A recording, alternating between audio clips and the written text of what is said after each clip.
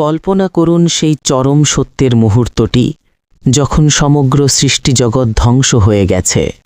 আসমানে কোনো ফেরেশতা নেই, জমিনে কোনো মানুষ বা জিন নেই, চারিদিক শুধু এক ভুতুরে নিস্তব্ধতা। যে ফেরেশতার নাম শুনলে পৃথিবীর পরাক্রমশালী বাদশাহদের বুক কেঁপে উঠত, যার ভয়ে নবীরাও আল্লাহর কাছে পানাহ চাইতেন, আজ সেই আজরাইল আলাইহিসসালাম নিজেই থরথর করে কাঁপছেন। ইসরাফিল আলাইহিসসালামের শিঙায় ফু দেওয়ার পর যখন মহাবিশ্ব ধুলোয় মিশে যাবে, পাহাড়গুলো তুলোর মতো উঠতে থাকবে এবং সাগরগুলো আগুনে জ্বলে উঠবে, তখন এক বিশাল শূন্যতা বিরাজ করবে। আল্লাহ তখন প্রশ্ন করবেন, হে আজরাইল, আমার এই বিশাল সৃষ্টিজগতে আর কে বাকি আছে? আজরাইল অত্যন্ত বিনীতভাবে উত্তর দেবেন, হে আমার রব, আপনি তো চিরঞ্জীব। এখন শুধু জিব্রাইল, মিকাইল, ইসরাফিল, আপনার আরশ বহনকারী ফেরেশতা এবং আপনার এই নগণ্য গোলাম বাকি আছে। আল্লাহ আদেশে এক এক করে জিব্রাইল আলাইহিসসালাম এবং মিকাইল আলাইহিসসালামের জান কবজ করা হবে।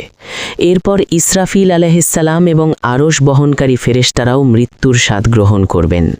মহাবিশ্বের সেই বিশাল আকৃতির ফেরেশতাদের পতনের শব্দে যদি কেউ জীবিত থাকত, তাহলে ভয়েই তারা আবার মারা যেত। এখন পুরো মহাবিশ্ব ফাঁকা, শুধু দুটি সত্তা বাকি, মহান আল্লাহ এবং আজরাইল আলাইহিসসালাম।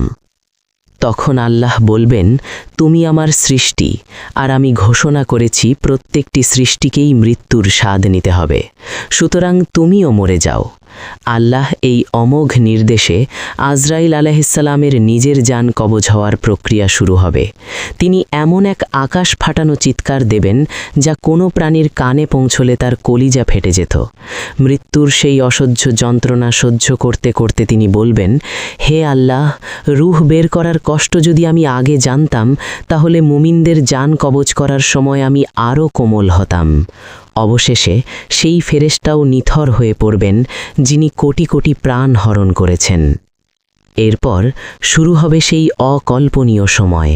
আল্লাহ রব্বুল আলামিন আসমান এবং জমিনকে নিজের মুঠোয় গুটিয়ে নেবেন এবং বজ্রকণ্ঠে প্রশ্ন করবেন, লিমানিল মুলকুল ইয়াউম, আজ রাজত্ব কার?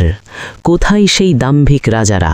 কোথায় সেই ক্ষমতাবান শাসকরা যারা পরমাণু বোমার শক্তির বড়াই করত? কোনো উত্তর আসবে না। তখন আল্লাহ নিজেই উত্তর দেবেন, লিল্লাহিল ওয়াহিদিল কাহার, আজকের রাজত্ব শুধুই আল্লাহ, যিনি এক এবং পরাক্রমশালী। প্রিয় ভাই ও বোনেরা, যে আজরাইল আলাইহিসসালামের হাত থেকে কেউ রেহাই পায়নি, তাকেও একদিন মৃত্যুর স্বাদ নিতে হবে। তাহলে আমাদের এই অহংকার, টাকা পয়সার, ক্ষমতার কি মূল্য আছে? একদিন আমাদেরও সাদা কাফনে মোড়ানো হবে এবং কবরের সেই অন্ধকার ঘরে একাকী থাকতে হবে। আসুন সেই দিনের জন্য প্রস্তুত হই। আমাদের শেষ নিঃশ্বাস যেন ঈমানের সাথে বের হয়, সেই দোয়া করি।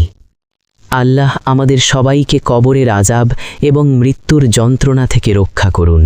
কমেন্টে সবাই আমিন লিখুন। হয়তো কারো আমিনের উসিলায় আল্লাহ আমাদের সবাইকে মাফ করে দেবেন। আসসালামু আলাইকুম ওয়া